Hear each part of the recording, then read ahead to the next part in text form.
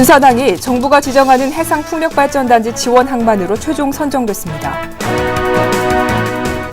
군산항이 서남의 해상풍력단지의 배후 물류 항만으로 선정되면서 대중국 수출기지로서의 역할이 기대되고 있습니다. 일자리 창출과 지역경제 활성화에 기여한 모범 중소기업 4곳이 선정됐습니다. 투자자 유치에 어려움이 판단됨에 따라 고군산 군도가 4개 지구로 분리 개발되는 방안이 추진됩니다. 새만금 사업의 역사와 미래를 한눈에 볼 수 있는 홍보관이 문을 열었습니다. 야생동물의 서식 밀도 증가로 농작물 피해가 확산됨에 따라 전라북도가 피해 예방시설 설치 비용을 지원하기로 했습니다. 여수 세계박람회 운영위원회가 전라북도 지역 주민을 대상으로 지자체 방문의 날을 운영합니다.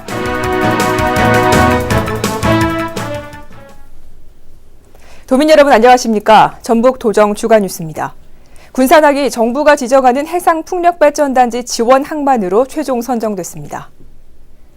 군산항은 목포항과 유치를 놓고 치열한 경합을 벌였으나 항만 이용료가 저렴한 데다 해상풍력단지와의 운항 거리가 짧아 운송 당일 즉시 해상 작업을 할 수 있다는 점이 높은 평가를 받았습니다.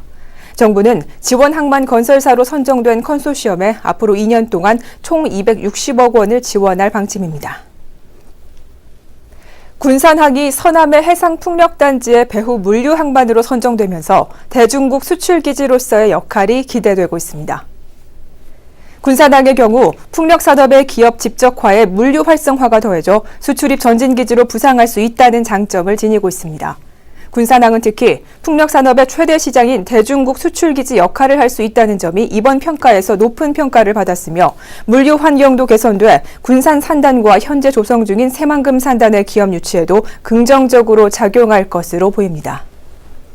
일자리 창출과 지역경제 활성화에 기여한 모범 중소기업 4곳이 선정됐습니다. 전라북도는 2012 전북 기업의 날을 맞아 세진산업과 대우전자부품 주식회사, 비나텍 등 4개 기업을 모범 중소기업으로 선정했습니다. 이들 기업에는 근로자 복지시설 설치 등 현안 사업비 5천만 원이 지원되고 모범 근로자 표창과 인증배가 수여됩니다. 투자자 유치에 어려움이 있을 것으로 판단됨에 따라 고군산 군도가 4개 지구로 분리 개발되는 방안이 추진됩니다. 새만금 군산경제자유구역청은 신시도와 무녀도, 선유도, 장자도 등 4개 섬이 단일지구로 묶인 고군산군도 개발 계획으로는 투자자 유치가 어렵다는 판단 아래 단일지구를 4개 지구로 쪼개고 일부를 재척하기로 했습니다.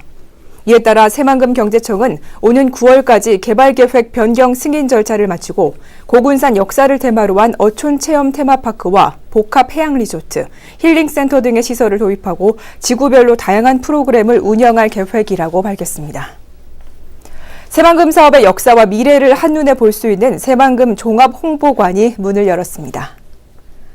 지난 19일 새만금 1호 방조제 시작 지점에 문을 연 새만금 종합홍보관은 1995년부터 운영했던 옛 새만금 전시관터의 최신식으로 건립됐습니다.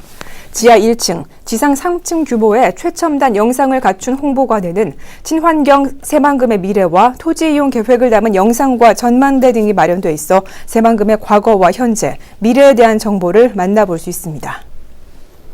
야생동물의 서식 밀도 증가로 농작물 피해가 확산됨에 따라 전라북도가 피해 예방시설 설치 비용을 지원하기로 했습니다.